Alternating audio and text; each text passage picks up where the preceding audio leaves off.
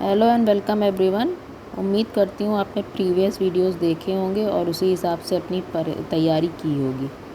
तो इस सब्जेक्ट को हमको हल्के में नहीं लेना है, इसके लिए हमें बहुत अच्छे से तैयारी करनी है और पॉइंट वाइज अच्छे से आंसर करना है बिज़नेस स्टडी में। तो आपका एक क्वेश्चन आएगा, describe the activities relating to commerce.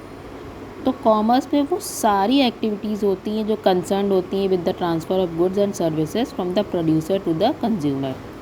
ठीक है, इसमें देखिए कॉमर्स में आता है trade and auxiliary to trade. Trade का मतलब होता है buying and selling of goods and services with the objective of earning profit. तो हमें क्या है, एक सिर्फ मेन मोटिव हमारा इसमें क्या है, प्रॉफिट को अर्न करना। अब इसको कई तरह की कैटेगरीज में रखा गया। इंटरनल ट्रेड, ये within a country take place करता है। ठीक है, ये पिक आप देख सकते हैं कि विद इन अ कंट्री ये इस टाइप का ट्रेड काम कर रहा है। Then retail trade.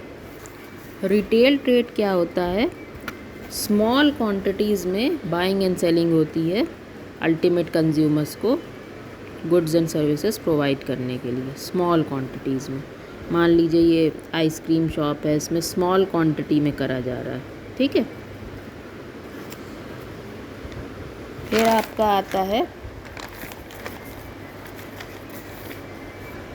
External trade.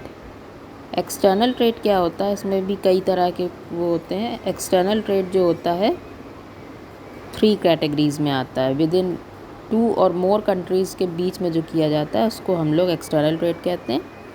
अगर गुड्स को परचेज़ किया जाता है फ्रॉम अनदर कंट्री, इसको इम्पोर्ट ट्रेड कहते हैं। ठीक है, देखिए डायग्राम आप देख सकते हैं।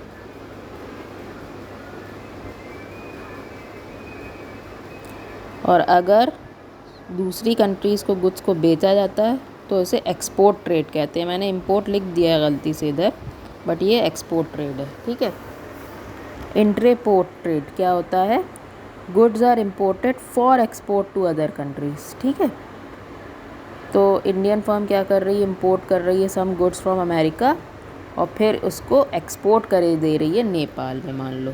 ठीक है,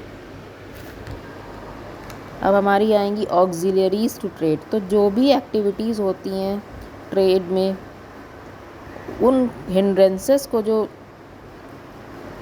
हटाने में काम करती हैं प्रोडक्शन और डिस्ट्रीब्यूशन के, उन्हें हम ऑक्सिलरीज टू ट्रेड कहते हैं। जैसे कि transportation and communication.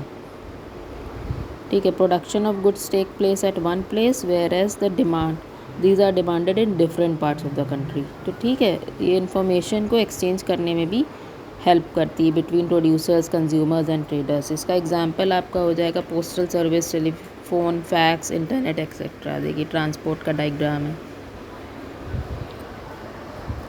Banking and finance. Banking needs funds for acquiring assets, purchasing raw material and meeting other expenses. तो बैंकिंग से क्या होता है, आप फंड्स को अरेंज कर सकते हैं एसेट्स ख़रीदने के लिए, रॉ मटेरियल और दूसरे सारे खर्चों के लिए। ठीक है, इंश्योरेंस, ये हमें क्या करती है, एक कवर देती है।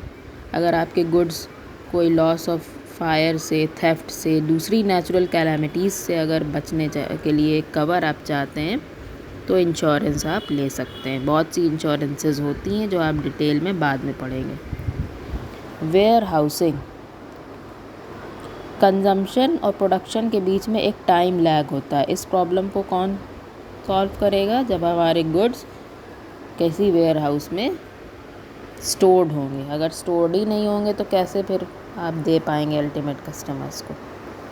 एडवर्टाइजिंग, तो इससे हमें क्या होता है, वर्ड ऑफ माउथ हो गया, या नए प्रोडक्ट के बारे में मान लो टीवी में कुछ एडवर्टीज़मेंट होता है, इसका एग्जांपल है, तो हमें इसके बारे में पता चलता है कि कौन से गुड्स एंड सर्विसेज आ रहे हैं।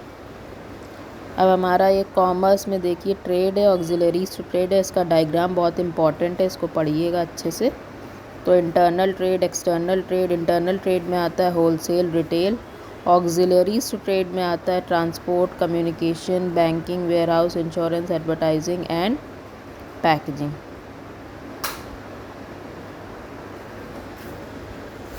एक इंट्रेपोर्ट ट्रेड भी होता है। ठीक है, तो ये आपको अच्छे से करना है।